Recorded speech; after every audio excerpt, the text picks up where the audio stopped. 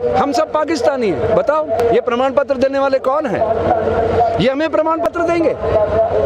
हमने कांग्रेस के शासन में अनगिनत मुकदमे झेले। मैं आरएसएस का प्रचार कर रहा हूँ, रिकॉर्डेड। ये क्या काटेगा मुझे? बंदा बेरा की शाखा चलाता था, ये मेरे सामने बैठकर नरेंद्र मेरे भाषण सुनता था।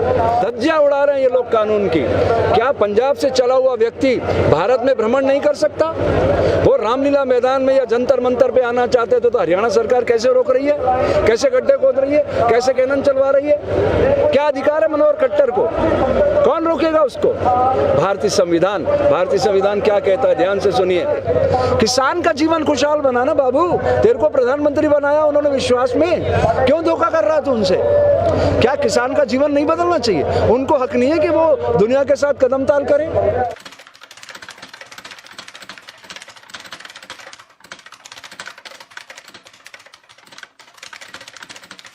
मैं आज इस पवित्र धरती से ये घोषणा करना चाहता हूँ, दुनिया की सारी वस्तुओं की कीमत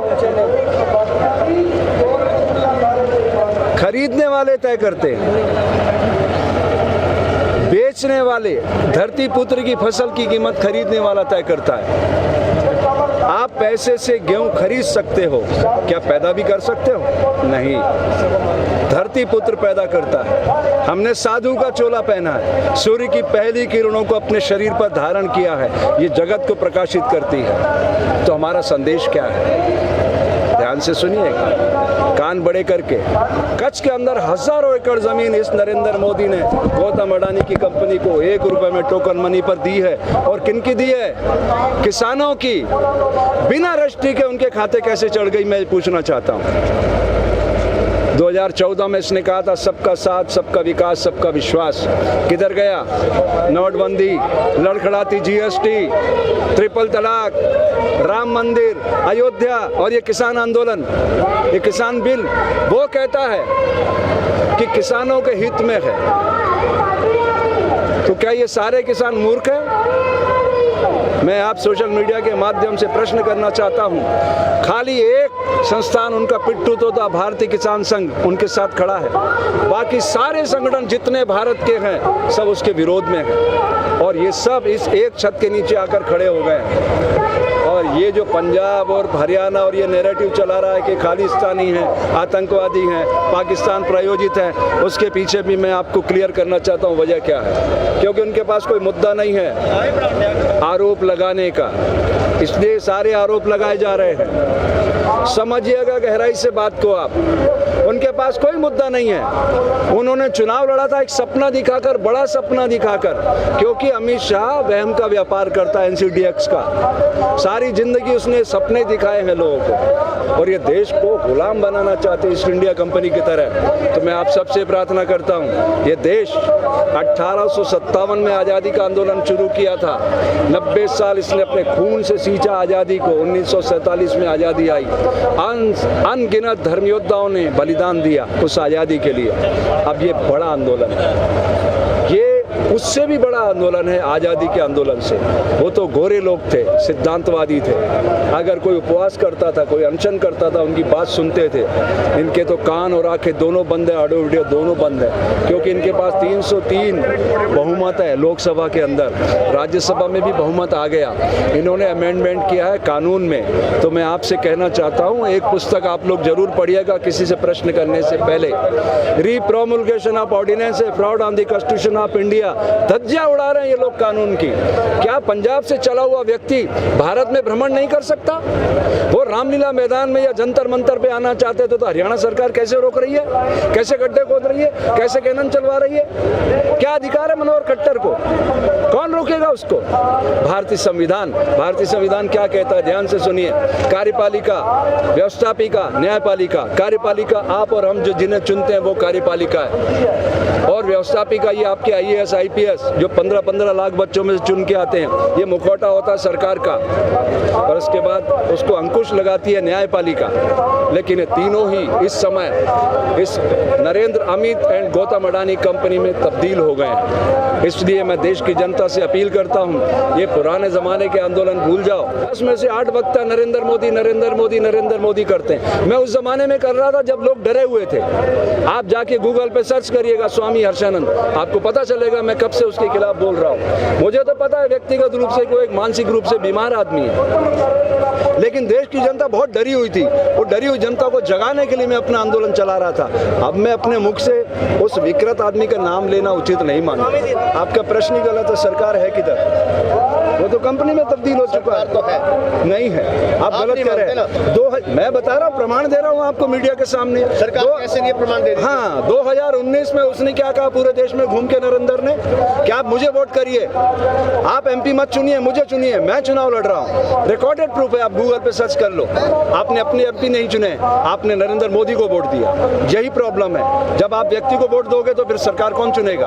आप एमपी चुनते, वो चुनते अपना प्रतिनिधि, तो प्रधानमंत्री चुना जाता तो सरकार होती। ये सरकार नहीं है, प्राइवेट कंपनी है। तिवारी का रागिनी तिवारी, ओके। वो 16 तक अगर यहाँ नहीं खाली हुआ, 17 को आके जाफराबाद के तरीके से खाली कराएंगे। हाँ, कराओ ना। मैं तो कह रहा हूँ जो तुम्हें करना है कराओ। अगर तुम गोलियां चलाओगे तो सबसे पहले हर्षानंद का सीना छलनी करना पड़ेगा। इतनी पवित्रता का आंदोलन है धरती पुत्रों का, इन पे आप हथियार कैसे उठा लोगे? शौर्य, पराक्रम, वीरता, साहस के साथ साथ उन्होंने जो सेवा का इश्तिहार यहाँ दिखाया है, सारी दुनिया देख रही है। ये भारत का आंदोलन नहीं है, ये दुनिया के तमाम किसानों का आंदोलन है, दुनिया के तमाम उन योद्धाओं का आंदोलन है जो समाज को अच्छा बनाना चाहते हैं। इस धरती पर सबसे बड़ा क्राइम अगर कहीं है तो वो भारत की धरती पर है, माँ के गर्भ से अछूत पैदा कर देना। मैं योग का विद्यार्थी हूँ, 64 साल की मेरी उम्र है, 42 साल से इस शरीर को पढ़ रहा हूँ। इस दुनिया में सिर्फ 2 जातियां, मेल एंड फीमेल, स्त्री और पुरुष, दैट्स ऑल। और ये जो शूद्र व क्षत्रिय ब्राह्मण है, ये बॉडी का इनर अरेंजमेंट है। अगर ये हम समझ जाएं, हर नवजात शिशु सुप्त विवेकानंद को जगाएगा, बिल गेट्स बनेगा, सुंदर पिचाई बनेगा, 5 करोड़ रुपए रोज कमाएगा, दुनिया को खुशहाल बनाएगा। तो मेरे देश का किसान चट्टान की अट्टालिकाओं को फोड़कर धान उपजाता है, उसकी कीमत गौतम अडानी तय करेगा। ये नहीं चलेगा और इस सारी व्यवस्था को हम तहस नहस कर देंगे। सारा साधु समाज एकता के सूत्र में बंध कर आएगा। लिख लीजिए आप, हम सब पाकिस्तानी हैं। बताओ ये प्रमाण पत्र देने वाले कौन हैं? ये हमें प्रमाण पत्र देंगे? हमने कांग्रेस के शासन में अनगिनत मुकदमे झेले, मैं आरएसएस का प्रचारक रहा हूं, रिकॉर्डेड। ये क्या काटेगा मुझे? बंदा बैरागी शाखा चलाता था, ये मेरे सामने बैठकर नरेंद्र मेरे भाषण सुनता था। कुशाभाऊ ठाकरे, बाबा साहब नातोजी, ऐसे विद्वान लोग हमारे बौद्धिक प्रमुख हुआ करते थे। ये क्या हमें ज्ञान देगा ये कल का? हम इससे बहुत पुराने कार्यकर्ता रहे हैं। हम किसानों के साथ इसलिए खड़े हैं कि किसान भारत की आत्मा है और उसकी आवाज देने के लिए हम ये खड़े हुए हैं। ये क्या है, सारे सिस्टम पे कब्जा करके धन के बल पर सारे देश को गुलाम बनाना चाहते हैं। अब ये नहीं हो सकेगा। देश की जनता जाग चुकी है और मैं देश की जनता से अपील करता हूँ, ये लोकतंत्र को बचाने का, किसानों को बचाने का, इस देश को बचाने का अभियान है। हम सबको मिलकर छत के नीचे आना होगा और एक नए भारत के निर्माण में जिम्मेदार भूमिका निभाना होगी। मैं ये चाहता हूँ कि अगर हम बच्चों पे फोकस करेंगे, हर बच्चा सुंदर पिचाई जैसा ही पैदा होता है, हम ये उसे हिंदू मुस्लिम सिख ईसाई बना देते, इसकी जरूरत नहीं है। अब सारी दुनिया एक ग्लोबल विलेज में तब्दील हो चुकी है। सारी दुनिया इन घटनाओं को देख रही कि भारत में क्या हो रहा है और नरेंद्र का असली चेहरा समाज देख चुका है। मैं तो शुरू से कहता रहा हूँ, इसको मानसिक रूप से इलाज की जरूरत है, लेकिन हम देश के भोले भाले लोगों ने उसको सत्ता सौंप दी है। नतीजा सामने है। इतने दिनों से आंदोलन कर रहे हैं, उनके कान पे जूं नहीं रेंग रही है और ये नए नए नैरेटिव ला रहे हैं अपनी गोदी मीडिया के जरिए। कितनी पीड़ा की बात है। ये आंदोलन नहीं है, ये एक चिंगारी है आजादी की। तो सरकार पीछे क्यों नहीं हट? सरकार क्या, फिर सरकार है किधर? सरकार होती तो आती ना आपके पास। अरे प्राइवेट कंपनी है, उसे तो शोषण करना है समाज का। उनको पता है ठंड पड़ रही है और लोग थोड़े दिनों में अपने घरों में लौट जाएंगे। कब तक बैठेंगे यार? अपना घर भी तो चलाना है। उनके पास तो सुबह से शाम तक एक काम है कि सारे समाज का पैसा कैसे छीनना है, लोगों का पेट कैसे काटना है। उनका फोकस तो आपकी सारी अर्थव्यवस्था को दयनीय स्थिति में पहुंचा देना है कि आप उनके आगे घुटने टेक दो। और जब आप घुटने टेक दोगे तो वो आपके हिसाब से गुलाम बना के अपने हिसाब से समाज को चलाएंगे। यही तो उनका प्लानिंग है। सारे देश को एकता के सूत्र में बांधो। ये पंजाब और हरियाणा का आंदोलन नहीं है, ये किसान जाति का आंदोलन है और भारत की आत्मा किसान है।